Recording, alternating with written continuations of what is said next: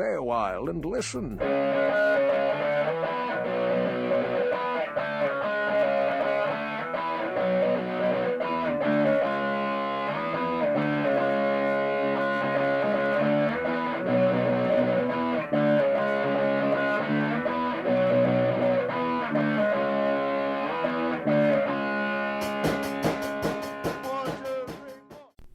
And welcome to Agony of Positivity for whatever week we are on.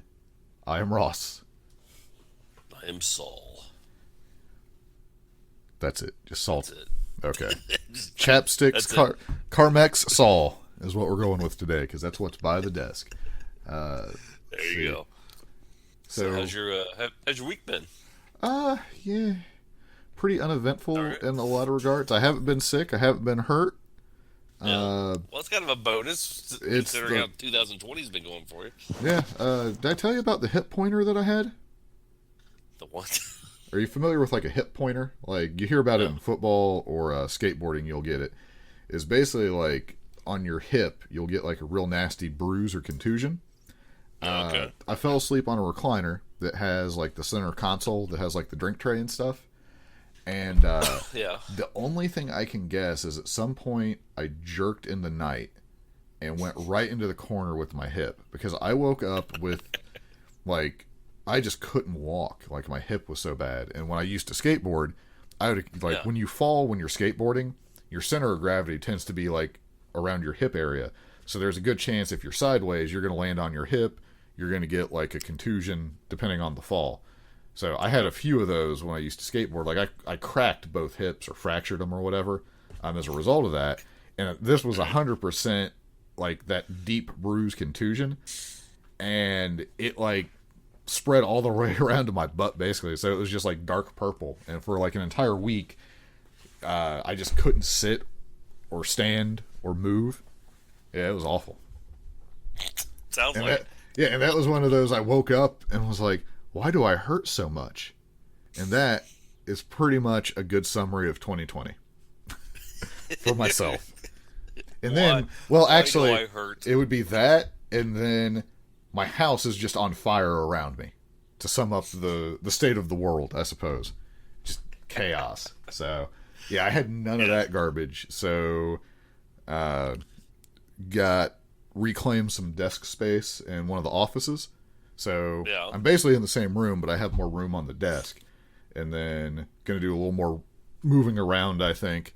I actually have my Switch plugged back in to charge up. Okay. So I might be able to play Switch games again. One day they'll put out Breath of the Wild 2, and I'll have to play it. So maybe I'll get Animal Crossing, and I'll just quit my job and hang out with Tom Nook. So, how's your week been? Yeah, not chaotic.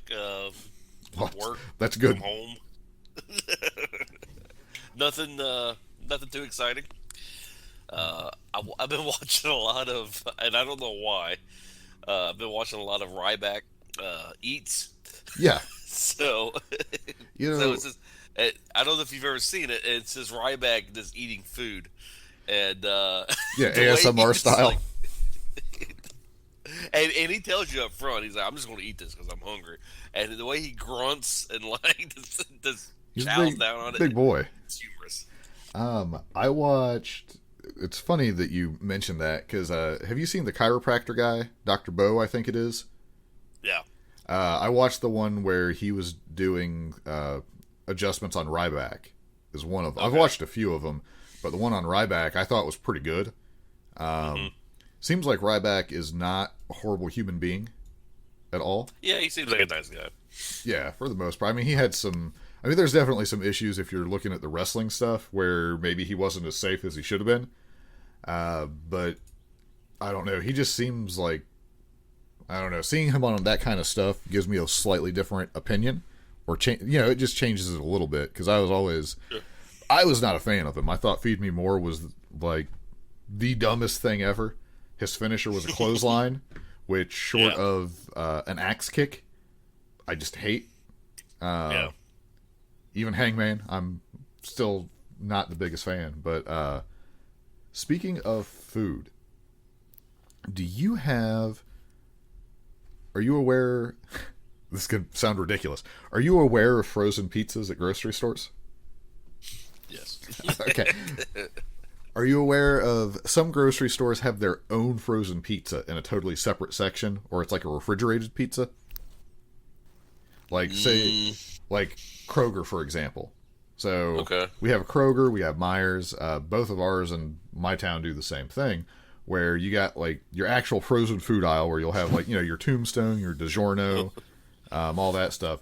Usually somewhere in the deli area, there'll be like these bigger pizzas. They're like 15-inch pizzas maybe, and they just make them there apparently, and they have their own boxing for them, or it's a different company or something. Have you ever seen those? No. Okay. I have not. I tried one of those yesterday. It was the Kroger version. You know what like pizza dough is supposed to be like? And you've had like a bread or a cake. This dough was not quite like a pizza dough like you would expect. It was more like hard cornbread. If that makes any sense. Like it had the flavor, I use that very loosely because it was a very bland crust, but it was a lot like eating a pizza on a thin layer of really dry cornbread. Okay. I will not be buying that pizza again. The amount you got, it was like a $7.99 for the pizza. So the value, like what you got, like quantity, was a value. Flavor, I would just assume to spend $5.99 for a little bit less and get like a Red Baron. Gotcha. So, just if you come across one of those, don't be tempted. I'm kind of a snob when it comes to off-brands. I don't really buy them because I've had too many bad experiences. To be fair, with the Kroger brand, it comes in a giant box that you could hold under your arm like a book perfectly. Because I know that's how you like to transport pizza, because you're a monster. Hey, that's how you're supposed to transport pizzas. I don't know. No, I did see one once at Kroger's. You know those puppy ice cream? Yeah. For dogs? Yeah, Frosty Balls. Frosty Balls. I did see Frosty Balls once into the actual human section of ice cream. Yes. It's funny. It is really funny that you say that, because like at Myers, they have like the very, very end part of the aisle will have the Frosty Paws stuck in there, which is fine. But when I was at Kroger just the other day, there's this big yellow bag of something, and it was like, I don't know, it was like Low Jack or something. I don't know. It looked like a generic brand in a big yellow bag, but it was in the end cap freezer with things like the bagged pasta, things like that. And I was looking at it, and I was like, well, I've never seen this thing before. Do I want to try this? And I'm looking at it, I'm like, wait a minute, this is dog food. Or it's like, it was some form of dog food, but it was just like 2 shelves. They put this stuff in there, and it was with all kinds of human food. Like, I've seen it where they'll do like one half is like, refrigerated animal food or something, and the other half is the normal stuff. But this was just like 2 little shelves, and my eye caught the bag because it was bright yellow with black lettering and very simple. And I was like, well, I've never seen that. I wonder, because when I see something new, there's a good chance I want to try it to see if it's the magic food that I've been waiting for my whole life, and it never is. But sure. I mean, at one point, Hot Pockets were new, so you're going to find something that'll stick around one day. But it's true. Me and my wife were just like, why do they have that? Someone's going to buy that not realizing it's dog food. And they're going to be real mad. Yeah. So, well, and that's the week in grocery news. Yes. Next week, join us when we look at clipping coupons in store sales. Yes. There's probably a podcast for that. If not, we're missing out on a market for sure. I guarantee you there's probably a podcast for that. I mean, there's one that I listened to, Joey Janela was on, where they basically just talk about food. I was like, that seems like a pretty good idea. Yeah. But yeah, so are you ready to move into an actual topic? Yes, I am. Do you want to go into pro wrestling or video game stuff, or is I there say any we kind go of into TV? pro wrestling Okay. because I don't know how much we can get out of the other stuff right now. Okay. So, 1 second here. Oh, I don't know what the hell's going on here, folks. Looks like he's just wearing blue pants. This is a revolution. Why did Britt take her shoe off to eat that sandwich? So I actually watched a little bit of SmackDown last night. Uh-oh. Are you there? Oh, okay. Yeah. Yeah, it was super quiet for a second. I was pulling up some SmackDown stuff. Okay. So I'm just looking at Reddit Squared Circle. I pulled that up. AJ Styles and Daniel Bryan got 38 minutes. Okay. Apparently that doesn't count commercial breaks. But, so I pretty much watched SmackDown because of this. I had a hard time getting to this match, though, which happened very early in the show, because I was watching streams of old, like, Backlash or old Raws, and it was more entertaining to me than what is currently going on. But I was glad I stuck it out for this match. It was very good. So hopefully, when it gets posted on the network or, whatever they do, somewhere, you can get it, because I assume not much happened timing-wise during the commercial breaks, because it's just a bunch of poor NXT people who are forced to stand on a marker and cheer. But I'd love to see the match in its entirety. It's another one of those matches, though, whereas I'm watching, I'm like, it is a crime that there's not a live audience for this. Yeah, there's a lot of that. It is AEW's having the same issue. Yeah, like there are matches that are happening that are so good, and it's funny because I really, if you go back to the beginning of all of this, I wouldn't have think you would have got some of the matches that we've gotten, like being as good as they are. Like either they would hold off on some of the matches, or the guys involved wouldn't really give it their all. Sure. Not like necessarily that they were intentionally sandbagging, but there is that like adrenaline mindset of putting on a show, and like Styles and Bryan just crushed it with this one, I'd say. So Styles wins, obviously, and gets he's the new IC title. I was really hoping for Bryan, because I was hoping he would do like the weekly challenge kind of thing. Maybe to combat what Cody's doing with the TNT title. Mm-hmm. Just because Bryan's going to have good matches with people. That would actually give me something to draw me into SmackDown regularly. But, so if you can find it on YouTube, because you were saying you didn't actually watch SmackDown at all? No, and I used to just go on YouTube and go to WWE highlights. Yeah. And they used to like highlight all their matches after a day of, a day of rest. Vince had to rest for a day. But I guess they stopped that because people wasn't watching the shows and they were just watching the YouTube highlights. Well, yeah, there's a reason, because the shows are just hard to watch. So yeah, their YouTube highlights are not as good as they once were. Right. Well, this one, I'm sure this thing might show up on like Daily Motion or one of those websites, or you might catch it where someone puts it up on YouTube before it gets taken down.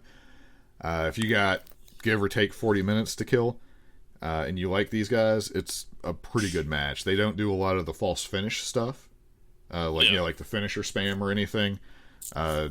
Daniel Bryan didn't at one point come swinging on a rope, hit his knee, knock AJ Styles into like a bed of spikes like in Mortal Kombat, and then Styles kick out at one, only to Styles clash him on the bed of spikes, and then immediately stand up and trade punches. Looking at you, New Japan, AEW. Every match ever, feels like. Yeah. What do you think when it comes to... I think we've touched on this before. Like the match, we're in the middle of the match, they just start exchanging like punches or forearms. In every single match, it feels like. Mm-hmm. How do you feel about that? I don't like it. Now, are there matches where it's happened where you're like, that fits in? Like, that works for this match? Because I've seen a few where it works. Yeah, I mean, I think if you use it, it's Maybe like salt when you're cooking. Yeah. You just use it just a little bit. Right. And that's one of the criticisms I have of AEW. That they... Yeah, it's that strong. I assume it's like that strong style thing. Now it is funny. I was watching old WCW highlights. Yeah. And I watched the entire match of Wrath versus Kevin Nash, and I was actually kind of surprised how well that match was, because it told a very good story. And how big is? Because Wrath's not a small guy. Well, Wrath was the same size as Nash. Yeah. Now, when they locked up, was he like Wrath, where he was hanging out with Mortis at the time? I don't think so. Or was he like almost where they started doing Chronic? I think it was almost when they started doing Chronic, because Kevin Nash was the leader of the Wolfpack. Okay. It was around there. It was a very good match. If you see it, I saw it on YouTube, so if you ever get a chance, the way they told that story, it was pretty good. It was surprising because it was two big guys. I was like, well, this is going to be a train wreck, but actually, it was actually pretty good. Yeah, it's funny because like big guy matches are very hit or miss. Mm-hmm. But, I mean, Nash is not a dumb guy when it comes to how to work a match. Yeah. And I was never a fan of Adam Bomb or whatever, Adam Bomb, Wrath, whatever his real name was. I don't even know what his actual name was. I feel like it was Adam or something. What was his name in Chronic? Yeah, that's what I'm trying to say. Like, I can't remember his real name. Gotcha. But either way, he seemed at least competent. I thought Adam Bomb was sweet. Like, when he turned face in WWE, I was like, yeah. And then because he turned face, he lost all his 3 Mile Island powers. And that was the end of that. Sure. But yeah, I'll have to check that one out. Yeah, I've watched, people are streaming all kinds of old stuff on Twitch still. And I mean, this comes up a lot, but like some of the old stuff is just something about it is more interesting. And I don't know what it is. It's different storytelling. I don't know. Right. Well, and if you watch, like, I think it's also presentation. Has to be. Because I like the crowd. So have you watched any of the WWE stuff since they've had like the NXT people kind of like standing with the hockey glass up? Yeah, it's kind of weird. It really feels robotic to me. Like they're making some noise, but like they seem like anytime the camera's on them, they seem so into it that it just doesn't feel real. Like, well, it's the same issue I have with AEW. Yeah. To me, it feels like it'd be like going to I don't know, whatever football team that you want to root for, the Patriots. We'll use the Giants. Okay, Giants are a pretty neutral example. Fine. It'd be like going to the Giants, and then the Giants is packing the house filled with all their fans, or actually not even fans, it's all their employees, and they're like rooting for the Giants. I'm like, well, yeah, of course they're going to be rooting for. You know what I'm saying? So It just seems so like AEW did it this week when they're chanting FTR and stuff like that. It's like, that just seems stupid. I'm more okay with that because people are excited to see them. Yeah. The other thing that AEW does is they have like the heel side and the face side. Yeah. Whereas from what I have seen on WWE, and I could be wrong on this, but just the small amount that I've seen of it, is the crowd does exactly what, like, they cheer the faces and they boo the bad guys. And that's not how crowds really are. So at least with AEW, you got like MJF over there who's very uninterested in half the stuff. But then there's certain things that he has like an interest in. And you have like the face side and the heel side where you'll hear people cheering for the bad guys. And I find that that makes it a little bit better. Also the fact that they're just like kind of sitting there and they're not standing in a spot. And I haven't heard any news stories where they've been filming for like 18-hour days and had to pack their lunch. I hope that's not a true story. Yeah, I heard that they fired, or maybe not fired, but demoted Paul Heyman from script writing. Yeah, we're Bruce Pritchard is now the Brother top Love dog for both. Brother Love. Yeah, I thought that was weird that there was actually like an official announcement about that. Sure. I don't think I've ever seen something like that. But let me see here. So yeah, that was really, I watched a little bit of Raw, but I don't remember it. So I haven't watched Raw since March. So I really hope when we get back to a world with crowds that they shake something up or do something, because there's not a lot going on Mondays. It used to be like, oh, I'm going to, if nothing else, I'll watch Raw. That'll give me something to look forward to. I just haven't felt that way in a long time. Like Wednesdays, I'm still pretty, like even on days where it's like, this doesn't look like a good show, I'm like, well, they might throw in something a little bit extra, or there might be something that moves along that I'm interested in. Like, sure. Like the guys who aren't the top have at least storylines that are interesting. Like really, it'd be like if there was nothing on the show advertised, but it was Cutler and the Librarian gonna have a match, or further that story that they're working on along, I'd be like, oh well, you know what? I actually want to see what's going on with that. So Sure. all right. So you want to move on to Dynamite, or did you catch any other like random old stuff or anything? No, that's pretty much it. All I can say is I'll just keep promoting that Mongo Twitter feed. Yeah, that thing is a source of entertainment. And you know what? The more and more Mongo matches the short clips I've seen, he seems like he is very safe far as making sure he doesn't hurt anybody. Because right. I saw this one clip where it looks like because he was trying to like pile driver Malenko. Yeah. And I think and as he's doing it in midair, he realizes he's not going to be able to do it safe. So then he switches it to like just basically a face forward slam onto the mat or whatever. Yeah. But I was like, well, yeah, if he would have did that pile driver, he probably would have killed Malenko. So, and I would be very unhappy with Mongo if that would have happened. Sure. From everything I've seen, he seems like he was at least somewhat aware of not trying to hurt people. Right. And if someone was going to get hurt, he would rather than himself get hurt, you know? I mean, he's almost died to a couple of those briefcase shots. So, I mean, those briefcase slots, man. Oh man, what will Mongo do, right? Yeah. All right. No, yeah, that's our Mongo. That's our Mongo, yeah. The look for that on Twitter. Fantastic. So, let's see here. So you had actually sent me a few notes as Dynamite was going on. So I'll try to pull some of those. I didn't read your notes at the time because I was a little bit behind. Oh sure. Well, I basically on the just thing, it's just just like things you noticed. Sarcasm. But well, yeah.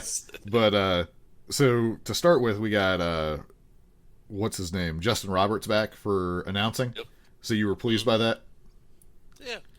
It's been so long as I thought his name was John, and then at the very end, they said his name Justin. I was like, oh, it's been so long, I forgot the guy's first name. It's because he just has a hard time saying the name John without extending the syllables. So yes. We got Jericho on commentary this week as well, who I don't know if he was taking some like YJ Stinger or he just like drank a couple gallons of energy drink or what, but man, he was amped It almost up. seemed like Shivani and JR was getting a little annoyed because he was just so hyper. Yeah. Like I think that was the intent, is for him to be annoying a little bit. Sure. Because I don't understand what else it would have been, because it was like when he did the normal commentary, he was kind of like that, but it was down a couple notches. This seemed like it was just like, well, and towards the end of the show, I mean, if you didn't already hate him, that probably put it over the edge, so we'll get to that. But so we actually kicked off the show with FTR in the first match against Butcher and Blade. So it looks like you thought them driving the car was cool. Yeah, I thought that was pretty neat. I don't know how they're going to keep doing that in the future with Right. live events, but Maybe just like I'm sure it's easy. maybe that'll be their daily, or not daily. Yeah, Daily's Place entrance. Like they'll just always drive up to there if they're there. That'll be like a special thing for there. I mean, they don't need that, but and they didn't like cut to them like just stopped for no reason revving the engine. They didn't run into some trash and debris. And it sucks for FTR because I think they're really hurt by not having fans, because I think fans would have been just losing their minds. Yeah, I mean, I'm glad that we're just moving it along as opposed to nothing out of them. Something I like with this is the match with they didn't just obliterate Butcher and Blade. No, Like it still, Butcher and Blade they're not the most winning team, but they are like you can't just beat them. yeah, So I like that because I know some places where a new team shows up, they'll just feed them somebody at random for no reason, and it's like, oh, well, those guys just look like junk now. So at least it's not like FTR is so much better than everybody that they're just going to dominate like a competent team. Like they still had to have a match, but they still won. I thought Butcher and Blade looked pretty good in it though. yeah. I thought it was interesting that Arn and Tully was taking notes and Jake the Snake was taking notes. Yep. Thought Well, that I was mean, interesting. they're playing it. It seems like like the managers might want to actually add to their stable, so to say. Yeah. And that's fine by me. I mean, they're clearly AEW as a whole is big on factions, so it would make sense if you're a manager, you would want to, hey, new guys, I might be able to hook up with these guys. They need to explain managers making more money or something, though. Sure.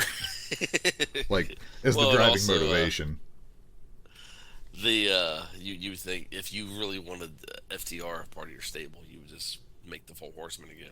There you go. Yeah, I have to assume that that's got to be considered with them. Like they're they're about as perfect for it as you're going to get. I mean, you think? I mean, do you think before this year ends that the Horsemen are going to come back? I mean, you almost have to, right? I just can't see not doing it. Yeah. They might drag it out just a little bit longer. Well, if it's AEW, I'm sure they will. Right. I do think I have faith though that if it feels like there's interest waning, they might step it up a little bit, like before they would actually plan to, because they can kind of tell when it's like, oh, we're real near the peak of this. We need to strike now instead of waiting for 3 more months or 6 more months. So far, like I haven't. Well, myself. I mean, I would try to push that back.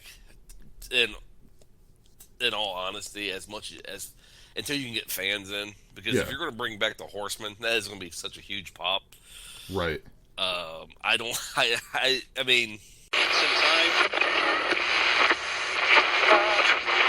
Covered, and there's so much more.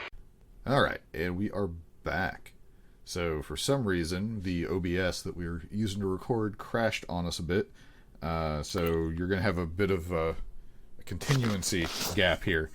But basically, before everything fell apart, we were kind of like, you had said, like, if you want FTR to be in your stable and your Arn and Tully, just start up the Horsemen. Yeah. Yeah, so, and then will they drag it out or not? Yeah, I mean, I would say that they wanted. If they're going to bring back the Horsemen, I think they want to do it with a live crowd. Oh yeah, for sure. It'll be a huge pop. So. Well, that and But I mean, the War it Games. is what it is. Yeah, exactly. I mean, it is what it is. You got to work with 2020 here. Yeah, which I mean, credit where credit is due. They're trying their best. Yeah. I would like to say how much I hate Butcher and Blade's one move where they do like the suplex into the backstabber kind of thing. Okay. I hate that move. I don't really have a better suggestion other than any other double team move in the world, but it never looks good. I feel like. But yeah, Spike Piledriver, pretty good. Yeah. But Sure. yeah, so Yeah, I afterwards we got the Bucks came out. Obviously FTR wins, like not really a surprise, but overall pretty decent match. Bucks come out, and then like, Well, it's funny because anytime Tony Schiavone, and I made a note of this, anytime he does an interview, he will get interrupted from somebody. So you should just not do. Well, no, I think now it's come to expect, like, you see Shivani out, it's like, oh yeah, something's going to happen here. So, You know, it is true. I see that on your notes. Anytime. Yep. I mean, it's true. But I mean, that sets up. We got another match with Kenny and Hangman next week out of it. yeah, how in the world did QT or whoever, the Natural Nightmares or whatever, already get a title shot? I'm not understanding of AEW's. Well, the Best Friends are number one contender. They have a locked-in title match no matter what at Fyter Fest. Yeah. So it doesn't, like, no matter what happens, they have that match at Fyter Fest. It's just who they're going to fight. So, and honestly, if you're looking at things, I'm rooting for the Natural Nightmares if I'm Best Friends. Because I feel like they'd be much easier to beat than Kenny Sure. and Hangman. So, Yeah. we got more QT, Allie, Dustin. We were talking last week where I was like, well, maybe it's the lottery ticket approach where they're just trying to do something to see if it works. It does not feel like it's working. It seems They're down to the. Just, They have no matches and they're down to two squares to scratch off. yeah, I don't know. I understand you would try to get QT over, I guess, but this whole gimmick is kind of. What if I don't even know. I can't explain why I thought of this as a gimmick for him. But what if, because he's doing the diamond cutter, because DDP kind of gave him the cutter. What if he turned like heel? So he just he beats up DDP or something. One way or the other. Like they go to the they do like the Hannibal shot where he's on the outside of DDP's house talking to him, and then somehow like he breaks the window and beats up Paige or something, and he starts screaming about where you took it from me, you didn't give it to me, something like that. And we find out that QT Marshall is a time traveler. And actually, he gave DDP the diamond cutter originally. And he's really just taking it back. And he's trying to be nice about it. But DDP's a jerk. And we go with that. I don't know which idea I hate more. It would be something, Ross. I will say that it will be something. I will tweet QT Marshall and ask him about the rumor that he's a time traveler and he actually taught DDP the diamond cutter. And hopefully that idea gets picked up. Yes. I can guarantee you that right next to my Dean Malenko figures, I will have QT Marshall figures if this rumor that I broke the news on is true. And by broke the news, I mean just absolutely made up. I mean, but would you like that as a story better than what we have currently? It would be more interesting because it would be out there. Like, well, okay, well, that's something, I guess. And then what'll happen is QT will be like, Ross, thank you for that brilliant idea. Let me help you out with the hair transplant surgery. And then my hair, when I don't shave it, won't look quite like it does right now. It's There quite you go. poor. But yeah, so we. Oh man, telling you, if anyone listens to this and then all of a sudden there's a time traveler QT Marshall story, you know where it originated. Because I'm gonna say no one else. Pretty unlikely that anyone else has had that idea that I'm aware of. I will also say that too. Yes. I mean, probably somewhere, but we got the AEW. Wow. Yeah, I You went. became Scott Hall making fun of WCW. Once in a while, it happens. Sheeta and Chris Statlander, who was on the AEW Unrestricted podcast this week. I thought it was a pretty good match. Yeah, you said here, let's see, I gotta get past, that Nyla and Ford was good at team cheating. Yeah. I like your shorthand of just trying to get it typed in there. Well, yeah, I'm not going to write a whole paragraph. Right. Yeah. But yeah, we had Nyla and Penelope. Yeah, overall, like, this is pretty entertaining.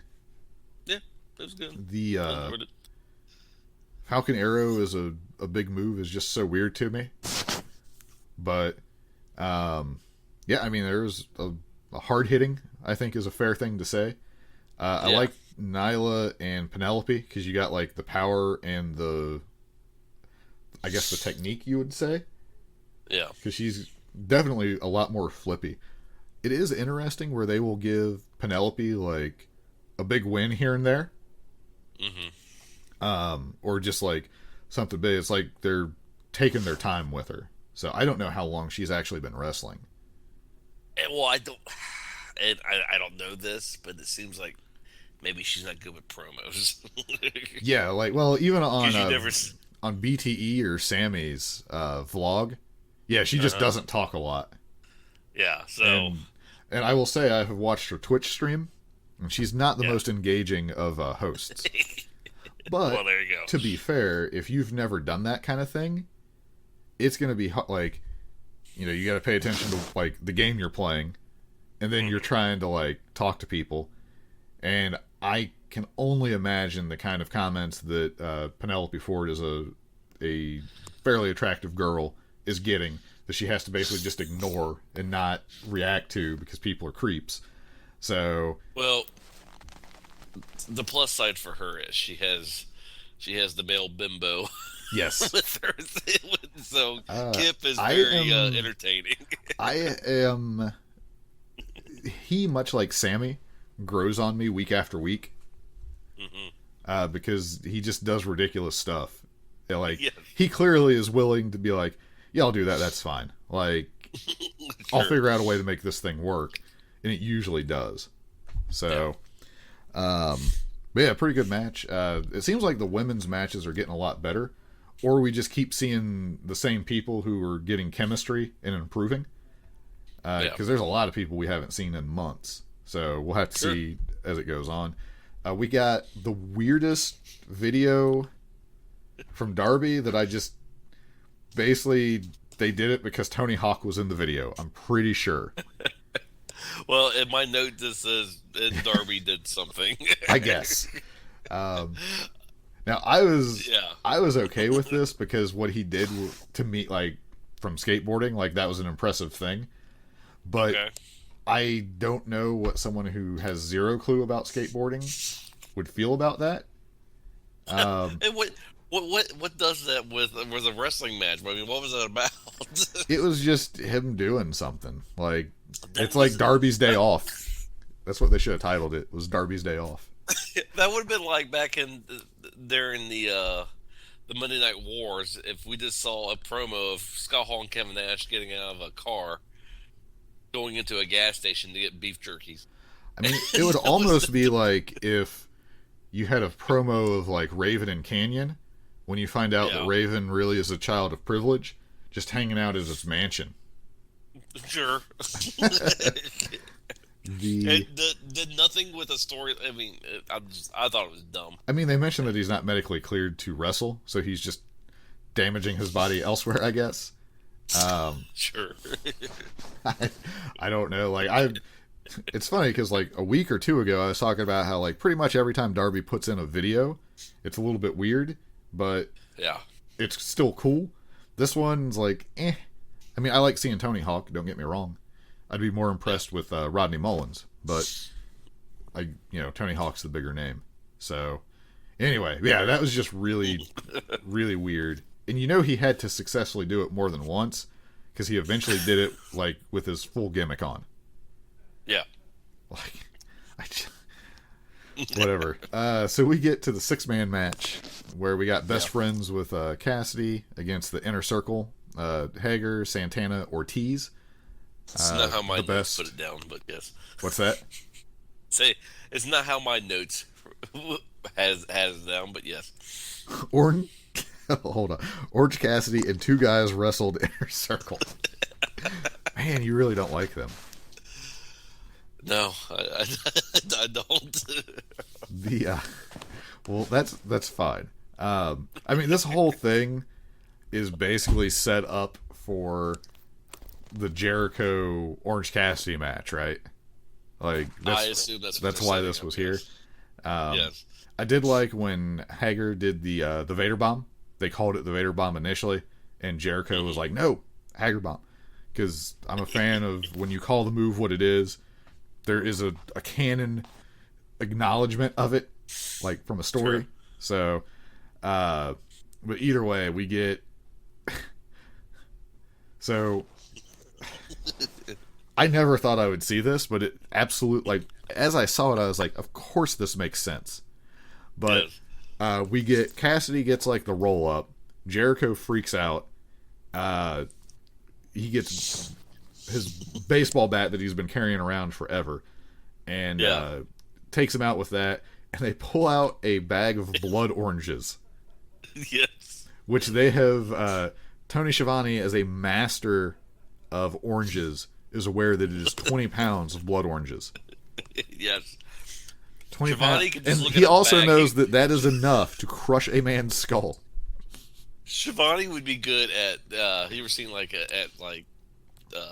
craft shows? Not craft shows, but like stores where you see like a jar of jelly beans. Yeah, guess the number or like guess your weight. Shivani would be an expert at this. So I wonder, because they had like the separate bag of oranges that they dumped into it. I wonder if they had like foam balls, and then they were doing that, like they were giving the visual of what was going on. Because that would be. I was kind of wondering it too. Because that would be a like, very heavy. Like 20 pounds might be an understatement for that many oranges, truth be told. Sure. But either way, he just wrecks Cassie, because I was like, is he really going to hit him in the face? Oh, yep, he is. He is going to wreck that dude. They beat the crap out of Orange Cassidy with oranges. So it's not going to leave bruising, most likely. Right? Isn't that the thing? Like you use like... Like certain things don't leave bruising, but they still hurt or something. And then... But yeah, so again, like that whole thing was basically built up to get to this match. But I appreciate not just Jericho and Orange Cassidy being thrown into a match. They've given it some meaning. And they have it to where Cassidy might be angry enough to try the entire match. Yes. And I think Jericho will make him look fantastic. I think, like, assuming this is the match we get, I have high hopes for it. Yeah. So, and then, as you pointed out, Tony Schiavone has another interview coming up that doesn't go as planned. Yes. And, let's see here. I'm trying to figure out one of your notes. I might be jumping ahead here. TNT must have changed rules for TV. Oh, so that was the Colt Cabana. So yeah, you're kind of jumping ahead. I mean, you're So not it's too Spanish far God ahead. versus Yeah. Boom Boom there. Well, yeah, because we got MJF is going to have a feud with Billy Gunn, apparently. Or something. Apparently, yes. And did you know that I was reading on one of the rumor dirt sheets there that Billy Gunn can't use his last name, Gunn, legally. Really? Is that his real last name? Well, that is his real last name, but apparently since WWE, I guess, marketed that last name or something, he's not allowed it. So they said the sneaky way that AEW gets away with it is they always introduce Billy and then they say his son, Austin. So they would say Billy and Austin Gunn. Right. Well, that's kind of like Cody and Brandy Rhodes. Yeah. Same. Yep. Yeah. Yep. Copyright. That's their way of getting around it. Copyright stuff is super weird. Yep. But yeah, basically MJF does MJF things there. But yeah, Sammy and Boom Boom. So what was the rule change? No, I said they must have had rule in because I mean, my God, they did the middle fingers so many times here, Right. during this match, and I remember back WCW was really popular. Yeah. They couldn't do stuff like that. So Right. Well, they had to have a so something foam must or have a rubber happened. crowbar. So something must have happened with TNT's rules or whatever, Right. where they they're- allow that type of stuff. Yeah, I mean, it definitely something has changed. And listening to like Eric Bischoff's stories about you had to be careful, like you couldn't call people certain names, like all that stuff's out the window for sure. So end result, like this is pretty good. Jumping towards the end here, we actually get to see Evil Uno and Grayson again. That was So cool. yeah, I was pleased to see them. I guess just they're want to see out of Grayson. Canada now. Yeah, I just want to see Grayson hit Nightfall on people because that's awesome. The backbreaker. Yep. But yeah, so Sammy beats Colt, which is good. Like I'm happy for Sammy until he makes me mad and want to see him get obliterated again, which is bound to happen. He's gonna run into a horse or a aardvark or something. But So it looks like the Dark Order is a pretty big force now. yeah. Well, did you see on Dark they got Alan Angel, number 5? Yep. Where he got a win. So No. that was the guy that had like the good match against Phoenix and Omega, correct? Same guy? Yeah, I think so. Right. So, yeah. So they actually took someone like there's a lot of criticism for Omega giving that guy too much, but that made him a credible person to throw into the Dark Order between him and Phoenix and everything they did with that. So Now, this is just me, this theory crafting here. yes. But do you think it would be... How cool of an idea would it be if the Dark Order gets, I don't know, maybe two or three more people? Colt Cabana, maybe. I don't know. Right. Any case, so they get a huge number of people, and the Inner Circle, because the Inner Circle is the next biggest clan. Right. You know? But I think even then, they're still short. They can't beat the Inner Circle, so they have to beat the Dark Order. So they have to team up with Cody and the Elite. To How take cool him would on. that be? Yeah, no, I would like Yeah. that. Yeah, I think we talked about that before, where it was like basically the Dark Order just actually becomes dominant, and the Elite Yeah. have to turn to the Inner Circle. Yep. Like, there's just no like, they're just running roughshod over everybody due to numbers and just basically outsmarting them. We could be seeing that, and if you do that right, because like Adam Colt is someone who is a legitimate person. I assume he gets a bit of an attitude change, which would be interesting to see, because he's usually like the happy kind of comedy guy who like he can go, but we don't really get to see like a mean, aggressive Colt. So we might see that. Yeah, which would be cool. And then, so you got that. You got the tag team that's pretty solid with Uno and Grayson, and then you got Colt. You got Mr. Brody. I mean. 11 and 5 or 10 and 5 are pretty solid. Yeah. Is there anyone else currently that you would think to add to it that would round that out? See, and you would have to get somebody that's not too big. Right. So you want like Hangman in there or something. Right. But No, you want Brody as your main guy. You need someone who's like positioned a step below him, I would say. Yeah. I don't know. Maybe Janela. That would be weird. Maybe. I mean, it would be real interesting to see because I wouldn't expect it. Yeah. But it would give him something a little different to do if he was interested in that. So. But later on we'll see that he's going to be doing something else here. Yeah, weird, anyway. whatever. But yeah, so Cabana actually like follows him and stuff like that. We're getting real weird Matt Hardy Sammy interactions with all the the different entities within the vessel of Matt Hardy. Yes. So, well, apparently, I guess Matt Hardy has teased that there's more personalities that you could see. Well, I'm like, my God. Well, I mean, at this point, you might as well just go all the way. It gives him. Yeah. It sounds like his timer is short for how much longer he has wrestling. So just let him go to town and see what happens. Like, he's enough of a name that people are going to be like, "Well, that's kind of his thing. It's weird, but if it's good, people will get into it. If it's bad, he can get rid of it and people will, give him a bit of a pass. So Exactly. he's a good person to be doing it. Yeah, so we got Janela doing shots at the bar. I missed this segment somehow.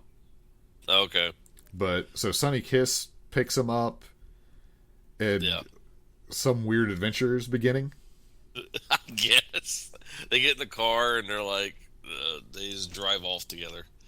So I guess they're forming a tag team, I guess. I don't know. I mean, they've been a tag team pretty regularly. Like, they've teamed quite a few times on Dark. Well, yeah, but So, I guess maybe official. a more official. Yeah. I don't know. Speaking of Dark, before we get to the Moxley segment, did you see the match he had on Dark? Yeah. That was a pretty good match. Yeah.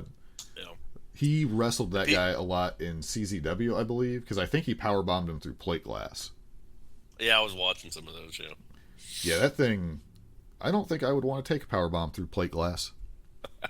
It sounds like Moxley back in the day was kind of more hardcore than what he is.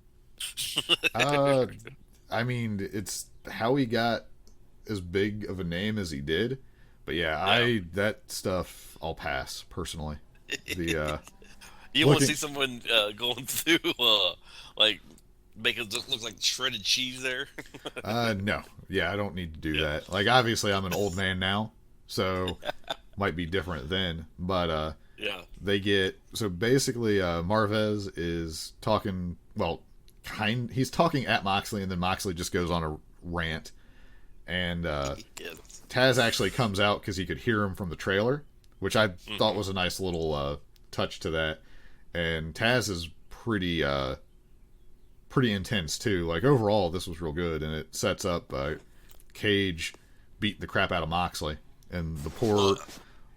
I wonder if they had like a rent-a-car and they just took out the insurance on it and then laughed as they drove it away, or what they like. I don't know, because I made a note of this. I thought Cage was going to throw Moxley head first into that windshield. I was like, oh no, don't do like that. That's going to hurt. Yeah, be like, unless that's like, because if it's real glass, that's not going to go well. No, yeah, exactly. Well, you like the Goldberg thing always comes to mind for the breaking the window. Like, yeah, you don't need to do it that way. It's okay. But yeah, I mean, it's they got a little more hype for the match, so I'm excited to see it. It shows how dominant Cage could definitely be. That's for sure. But man, Taz is so good at being angry. I mean, I guess it's just his day-to-day life. But Taz, man. I mean, some of my favorite wrestling matches was him and Shane Douglas. Yeah, because they both were really good at telling a story. Yeah. Well, I mean, I knew Taz was good as far as like a talking standpoint, but you kind of forget over time. Like from listening to the podcast of his, like, you get the more lighthearted Taz, you forget what an angry, fired up Taz cutting a promo on somebody is like. And good job for Brian Cage getting paired up with Taz for however long that lasts, because man, that's a pretty good mouthpiece. Like, even if you're able to talk, kind of like Murder Hawk with Jake the Snake. Like, that's a pretty. It's not like you just got a nobody. I mean, if you're looking at like manager type guys, you got Taz, Jake the Snake, and Arn and Tully. Those are pretty good people to have around. Like, there's some some special credibility and mindset with all those guys. So we move on. We got our main event for the TNT Championship with Cody, and it was Mark Quinn. I thought it was Isaiah because of the whole leg thing, but that's not how that went at all. So was wrong there. What did you think of this? Yeah, it was. I mean, it was a good match, I guess. Right. But, I mean, there wasn't really much. Wasn't going to... Right. I liked the story they told with Cody going after the leg, because it made sense. It's strange that Cody has all these different moves that he wins matches with. Like, I kind of like it because it makes sense. Like, in a UFC fight, like, for the most part, people have their go-to move, but it's, you win however you can. So, overall, like, yeah, I mean, there's nothing like super crazy about it, other than it was a pretty good match. It let you see Mark Quinn as a single fighter. I read some people had an issue with the amount of flying around and stuff that Mark Quinn did. Okay.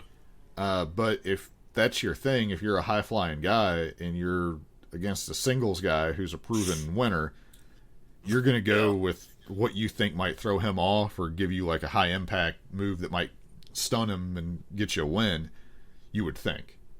Yeah, I don't know. I mean, I understand some of the criticism of just doing random flips and dives, right? Just to do them. So I get it. Yeah, you wouldn't do that in a real fight. Well, you know? yeah. Well, I mean, in a tag team match, there's a lot of things you wouldn't do as well. It's true. So, but yeah, I mean, overall, it is fine. I mean, it shows you what Mark Quinn can do. It didn't hurt either one of them. If anything, like Mark Quinn probably looks better. Like no one expected him to win. So, and he was injured and held his own against Cody for a while. At the end, though, you get Mr. Jake coming out, and all that stuff. Like basically just a melee thing. Set up a match in the future, yeah. Yeah. Well, it says like I guess they're going to do Hager and Cody at Fighter Fest on one of the 2 days of it. So yeah, I don't know. Overall, it wasn't the best Dynamite, but it wasn't bad. I did see on NXT and it's the only thing I saw was his name's not Killer Cross. It's what's Karrion? his name? Karrion Cross. Yeah. I think that's what they're going. They have him with Scarlett. Did the little hourglass with. It was pretty neat. I'm trying to think. There was something we were talking about like a week or two ago, but apparently they came out and talked about Adam Cole, where there was some information that his contract ran out soon, but I guess Triple H was asked about that specifically on some show, or I don't know what it was, but said there were still 18 months of his contract remaining. So if that is the case, then unfortunately we will not be seeing Adam Cole anytime soon anywhere other than NXT, or maybe he will be cursed to Raw or SmackDown. Yes. All right. Curse is the right example. So real quick, I would feel remiss if I didn't mention this. We have the greatest wrestling match ever coming this weekend between Randy Orton and Edge. Okay. Do you think it's going to be the greatest match ever? Probably not. Do you think that there is a chance that the Daniel Bryan AJ Styles match for the IC title was going to be on the pay-per-view, and then they were like, this is probably going to be better than Orton and Edge, so we need to do this on SmackDown? Well, if it's an Orton match, I'm sure there's going to be a lot of headlocks. Side headlocks, specifically. Yes. He likes the side headlocks. I miss those. I miss Randy Orton when he would just do them all the time on purpose. Like to irritate people. Supposedly that match, like, is supposed to be really good. 'Cause obviously, it's already been taped. But supposedly it's a really good match. But I don't know. Do you believe that the theory or the story that WWE was reporting it that, like, basically they tagged it as that? So if people Google the greatest wrestling match or best wrestling match, that a WWE thing comes up? I mean, it would make sense in a marketing standpoint. Why wouldn't you do that? Yeah, you don't want, what's the best wrestling match ever? And it's New Japan or some tag team match from a t-shirt company popping up. Yes. Sure. It'll be interesting if other companies do the same thing. Or if WWE just starts like, the greatest promo segment ever coming. Like, they have one of everything that it's the greatest whatever. Sure. The greatest t-shirt ever made. I mean, why wouldn't you? The greatest time-traveling wrestler ever. If I was AEW, I would go the greatest. I mean, the most greatest. The most greatest, yes. Yes. Yeah. Because I think it has to be from an advertising. You can say greatest, you just can't say greater. Like you can use best, but you can't use better. Okay. Like you can't say this is better than someone else's. You can call yours the best. Like there's some weird. Now I don't know if that's changed. That was back like the communications broadcasting and some advertising stuff. There's like something real particular about saying better versus best. So I would imagine the same thing, greater versus greatest. So you could probably do the most greatest match ever. I don't plan on watching it, so I mean, I have to watch it because they hyped it as such that I just want to see. I'll report on it. You can watch it, and you can report it to me. Yes. I hope deep down that it is truly the greatest match ever, though. But the fact that both guys were making fun of it kind of tells me a lot. So. Sure. All right. Do you want to go to the video game stuff? Yeah. Okay. Let's do it. Here we go. Get over here!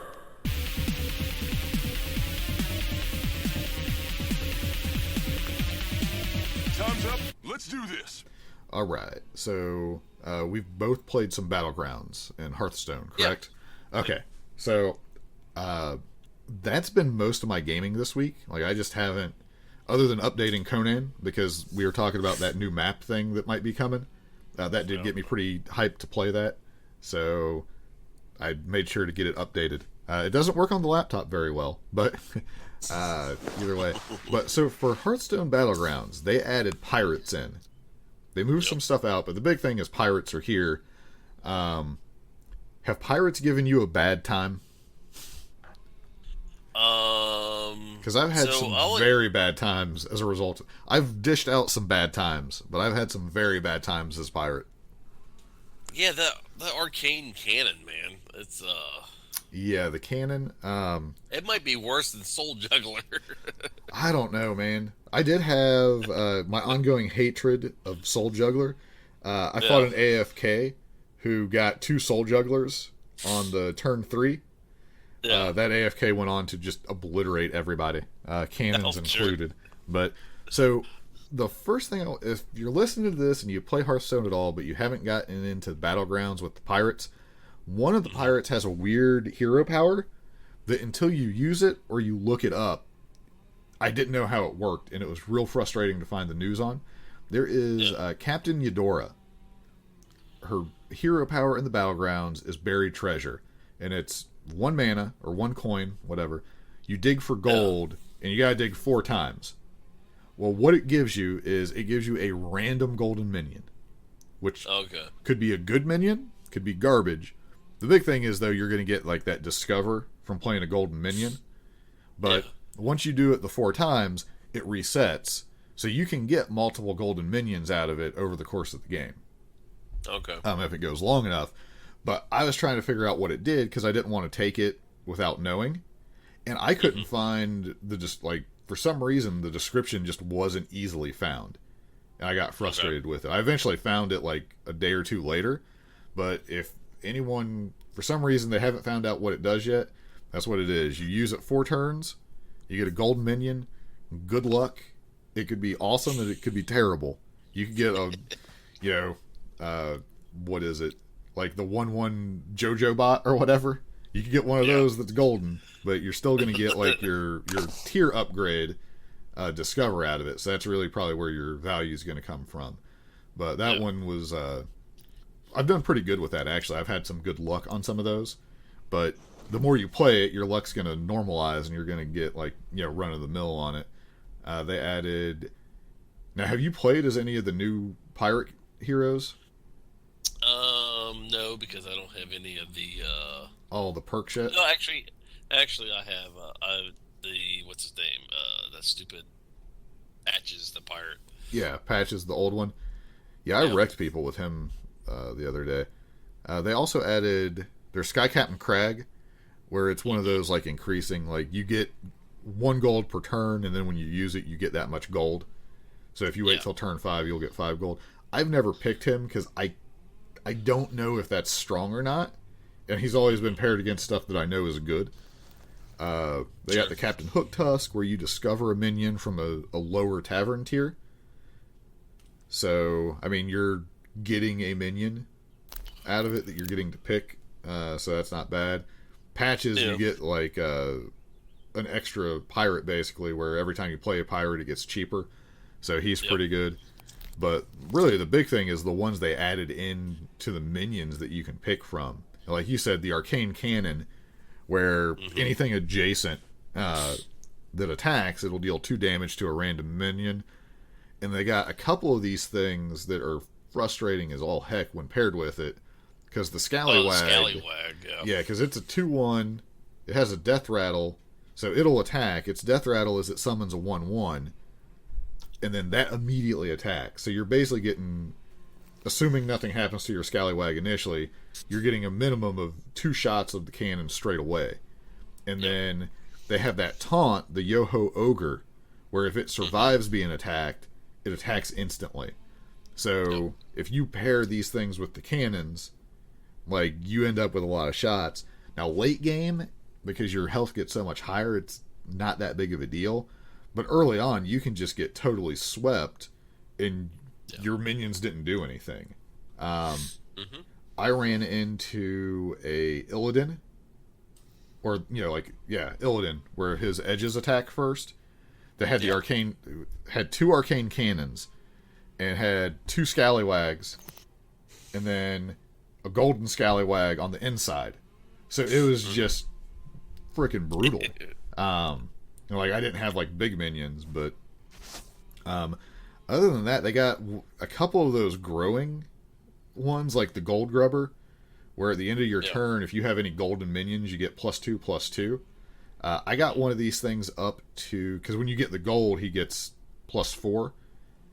I had one of those things up to, I think, 165 and 160 or something like that. Because, a couple random attack buffs from the other stuff. Yeah. But they got that. They got the Rip Snarl Captain, where when a pirate attacks, you give it +2/+2 during your battle phase. That guy's super frustrating. Sure. Especially when you pair him with the stupid Scallywag. And then, have you been obliterated by the Nat Peggle, where he summons a treasure chest if he hits with Overkill? Yes, I have, actually. I ran into... Basically, I got swept. It was me and another guy, and we both were, in the 30s for health. So we had both been pretty dominant. He had, a souped-up Nat Peggle. And every time I killed the treasure chest, it was like a golden Void Lord or just something disgusting. Where it was like, are you kidding me? I think he had, the Tide Razor, the ship that summons the 3 pirates. I think he got, a gold one of those. He got a gold Void Lord.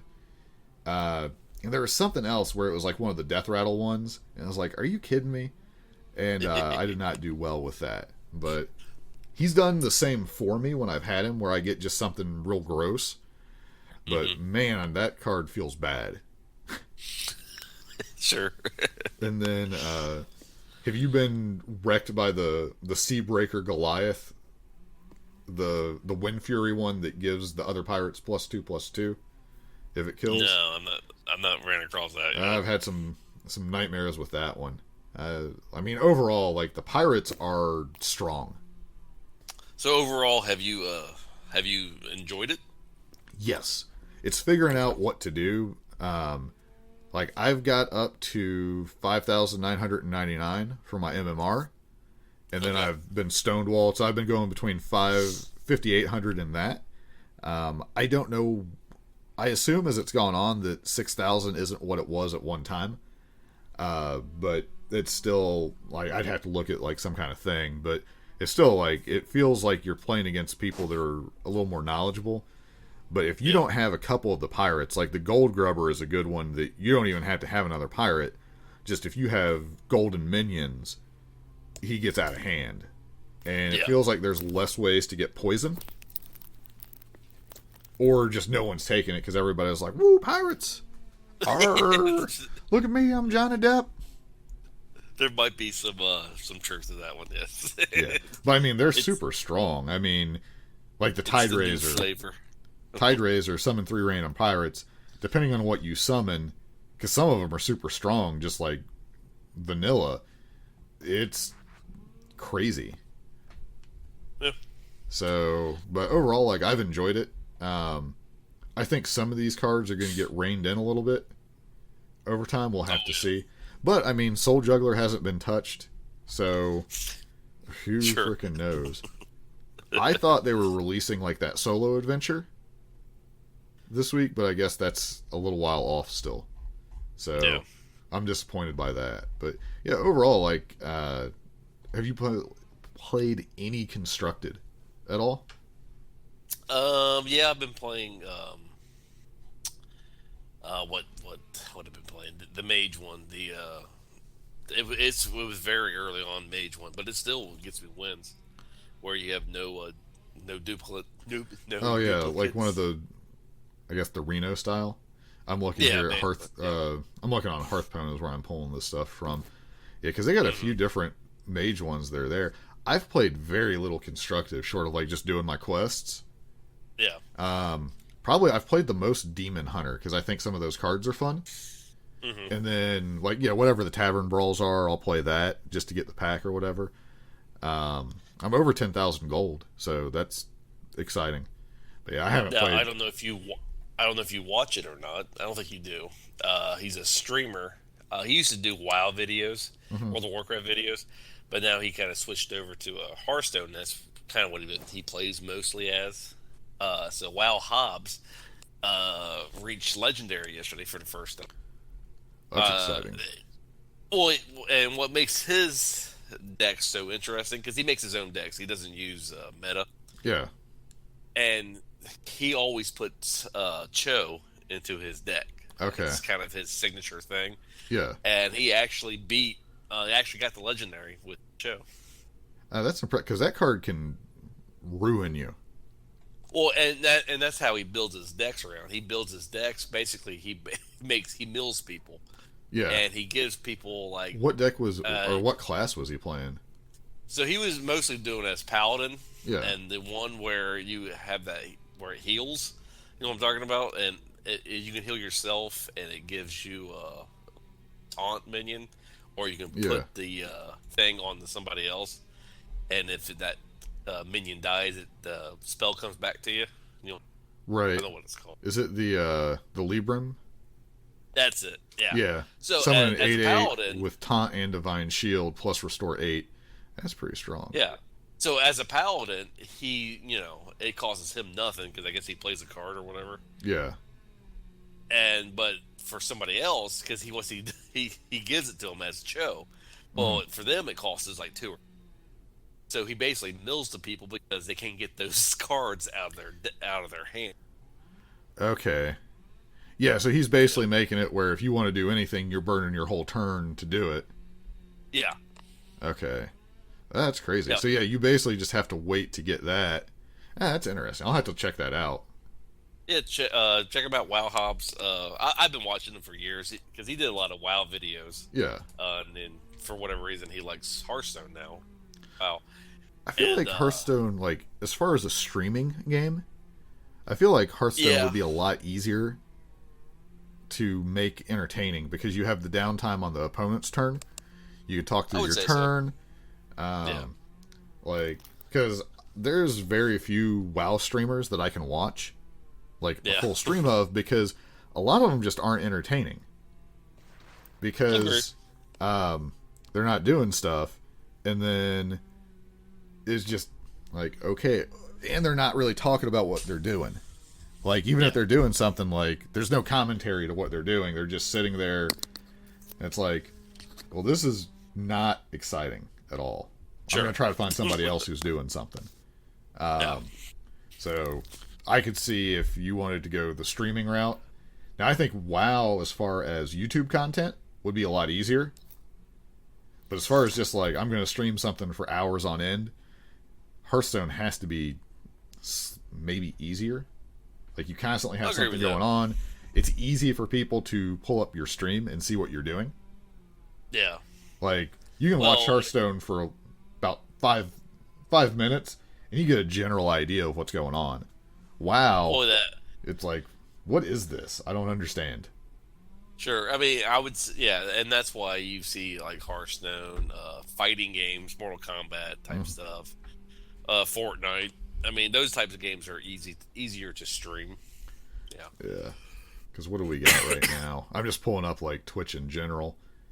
Yeah, you got a lot of like the shooters, like the battle royale games, as well. League of Legends, like the more active stuff for sure. Like WoW's always pretty high, but like enough people play it. But someone who's just like super casual into trying to find something to watch to stream, I don't think Warcraft is going to catch your attention too much. Yeah. I mean, not unless you play the game. Yeah. Exactly. But I mean, there's millions of people who play it, so probably not bad. Seems like Super Mario Maker should be bigger than it is. You would think, yeah. Although there's not very many people that are very entertaining that I've seen. Yeah. Like Big John is one of the guys I'll watch that streams that pretty regularly. But he does all kinds of like speedrunning and stuff. But he's a pretty entertaining guy. So, I don't know. Did you do anything in Warcraft? I got my B mount finally because, not that I really wanted it, but since I was already there. Yeah, you might as well. Like, it kills me if I'm already halfway to something. I'm like, well, now I got to finish it. So Right. So I But did it. You've been able to sell some of the jelly for money as well, though. Yeah, I sold all of my royal jellies yesterday for 80,000 gold. Pretty good. Yeah, I stopped collecting it for a while because I don't know if me, you, and the other guy were all like flooding the market, but we had people that were undercut, like, because we tried to basically just list at the same cost, and there were people who were undercutting by so much that it was just like, this is ridiculous. Well, it's funny because I did like last week. People that were undercutting badly. I mean, I don't know if they just don't care or what. I don't know what the deal was, but yeah, I went in and bought all their stuff and I relisted it for more higher cost. Yeah, there was a few times where it was selling really good at like 100 gold, and I'd see people list it for 25. I was like, well, even if I get totally hosed and it gets cut down to 50, I'm still doing way better than that. And I would buy it like for that. Like, you'll see people list stuff crazy low. I'm still waiting for Jaina's Locket. I should have bought it last week. It got down to, I think, 90,000. Yeah. But on populated realms, that thing's like 20k. So it's hard for me to spend more than 50 for it. Sure. And I found out I have money on my Battle.net account from something. Like, I don't know where I ended up with the amount, but I can pay for either like a race change or a server transfer. And I've thought about doing that with my warrior, but it's hard to commit to that because if I go to a more populated server, you're more likely to run into that queue. And I remember from playing Classic, I am not a fan of the queue at all. So Sure. I have noticed this week, just going back to simpler World of Warcraft times, I'm wishing that they would do the level squish. Yeah. Because I don't know, I just started like a random like hunter and yesterday, and because I just want something simple to play, and I just enjoy the simple starting a character. Yeah. I started a warrior. On our server, the name Murderhawk was not taken.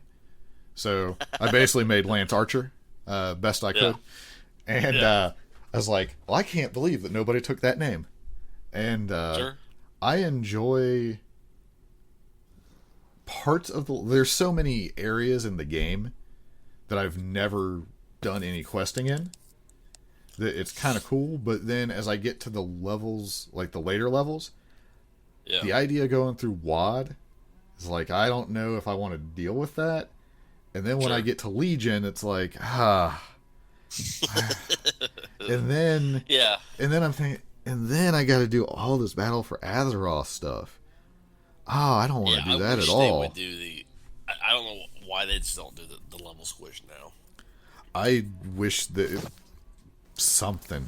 I mean, you could argue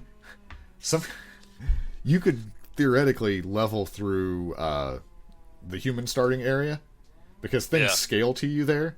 You could theoretically just grind mobs nonstop until you hit the level cap for that area and go to another zone and do that. Well, I saw that. Did you see the boar guy? I don't know. What's that? There was a guy that leveled exclusively through killing different types of boars. Yes, I did see that, yes. Like the South Park challenge, basically, because the level scaling allows that. And that's what made me think. I was like, you really could just run around and kill mobs in the same area and max out, max out to that area's cap and then move to the next one. Well, because I went to the human starting area, and because I made that hunter, and I was fighting this I think it might have been a boar I was fighting, but I tagged it accidentally, and it was a skull to me. And I was like, what in the world's a skull doing? What it was, there's a guy over there who was level 58 questing in the human starting area. I don't know if he was doing it on purpose or whatever, but when I tag his stuff that he was fighting, because it scaled to his level, but it skulled to me. That seems like that seems like the scaling wasn't working the way it should. Something, yeah, I don't know, but yeah, it was like it was skull to me, and it just killed me. I was like, why in the world is there a skull? Yeah, the guy was, whether he's doing it on purpose or that makes me want to go try that. Sure. Like take my weapons off so I can punch something. Like in the starting area. You gotta find one of those kobolds. Like tag a bunch of them and just wreck people. Yes. The Rift had something like that when it started. You had like the different souls, like that's how you did your classes for whatever it was. And you would get these gems basically, or it was like a crystal. And what you would have, like the final part of all of those quests was you basically summoned a monster out of this crystal and then you had to fight it. Well, you would summon it at level. So what you could do, and I loved doing this and it was terrible, but you could only do it a couple times because you had 7 souls max. But if I had a mage, for example, or a warrior or whatever it was, you figure out the ones that you're going to level with, and then you take you do the quest, because you want to have all the souls in case, they rebalance stuff or whatever, but you just hold on to them and wait, and then eventually when you hit the level cap, and it's like, oh, I got 3 of these that I never actually had to use, I'm going to go to a low-level area and summon this, and every one of them, it felt like summoned, where it would do some kind of AoE attack. So you would be pulling up a level 60 mob around level 15 people, and then it couldn't kill you, really, but you just let it wreck havoc for a while. Overall, those were good times. You're part of the problem. Well, I mean, it's basically level a character, like, to out-level, like, the zone that you're in. Yeah.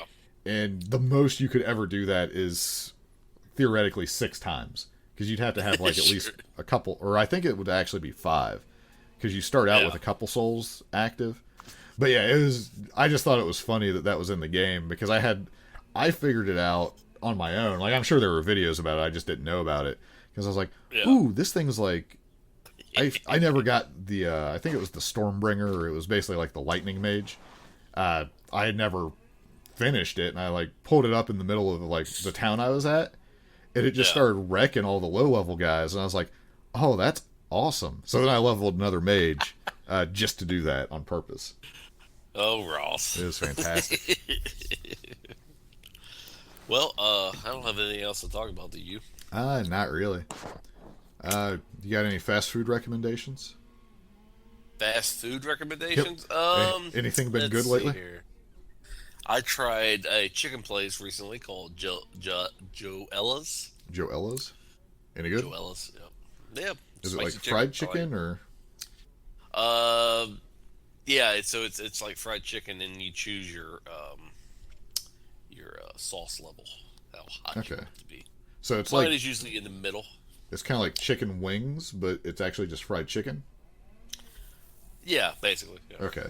I tried Lee's Famous Recipe has their chicken sandwich to join in the chicken sandwich wars.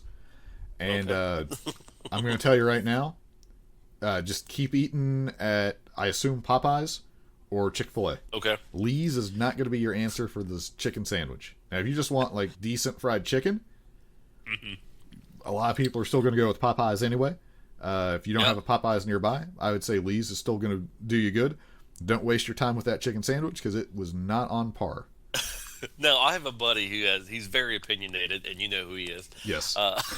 He said this to me. He's like, well, the problem with Popeye's chicken is when you go there, you just go out of the parking lot as soon as you get in there, and I was like, okay. But because I like Popeye's chicken. Yeah. No, I think theirs is very good. Yeah.